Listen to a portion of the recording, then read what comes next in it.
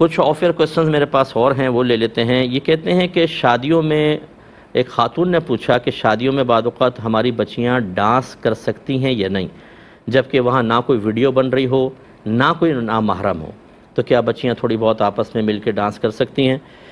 دیکھیں، خوشی کے موقع پہ رقص کی اجازت تو ہے، لیکن انہی قیودات کے ساتھ، جیسے آپ نے خود بہت اچھے انداز سے بیان کر دیا۔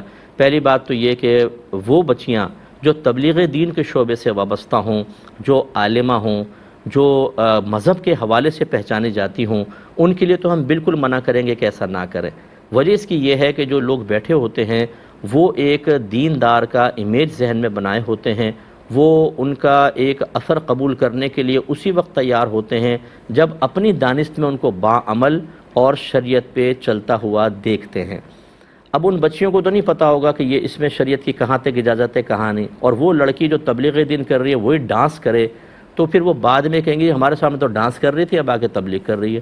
اس طریقے سے چونکہ ایک دیندار کا امیج خراب ہوتا ہے، اس کا اثر ختم ہوتا ہے، اس لیے ایسی بچیوں کو تو مطلقاً ہم اجازت نہیں دیں گے، یا شریعت اجازت نہیں دے گی۔ ہم سے آپ کہیں گے جی مفتی صاحب منع کر رہے ہیں، نہیں، شریعت منع کرے گی۔ اور ایسی بچیاں جو اس حوالے سے نہیں پہچانی جاتی وہ پھر کر سکتی ہیں، جبکہ ویڈیو وغیرہ بالکل نہ بن رہی ہو، کسی نامحرم کے دیکھنے کا اندیشہ نہ ہو، اچھا فحش گانے نہ ہوں۔ ایسی بچیاں جیسے وہ آپس میں بیٹھ کے کچھ گنگنا لیا اور بچی کسی نے تھوڑا بہت کر لیا، اس کی اجازت ہو سکتی ہے، اس سے زیادہ کی نہیں ہو سکتی ہے۔ باقی اس میں خیال کریں۔ ایک اگر اور لے لیں اس میں شیخ، تو میں یہ کہہ سکتا ہوں کہ بعض ایسی خواتین میں بھی ہوتی ہیں، چاہے وہ عورتیں ہوں چاہے لڑکیاں، جن کی نگاہوں میں پاکیزگی نہیں ہوتی ہے۔ اب وہ آپ بات سمجھ جائیں گے آپ کہ ان کا ذہن کسی بھی وجہ سے غلیظ ذہن ہوتا ہے، ان کی نگاہیں ایسی ہی چیز تلاش کرتی ہیں جس سے ان کو اپنا باطنی سکون حاصل ہو رہا ہو۔ ان کے سامنے تو لڑکی بھی اگر رقص کرے گی تو ان کے ذہن میں گندے خیالات کا طوفان برپا ہو جائے گا۔ اس لیے ان بچیوں کو یہ بھی خیال کرنا ہوگا کہ اطراف میں جو بیٹھی ہوئی ہیں ان میں کوئی ایسی تو نہیں ہے کہ جو فاسقہ فاجرہ ہو اور اس قسم کے معاملات، کیونکہ عورتیں بعض اوقات، اور یہ آپ سب میری بہنیں اس کو تسلیم کریں گی، کہ عورتوں اور لڑکیوں کے وصف جا کے غیر مردوں کے سامنے بیان کر دیتی ہیں۔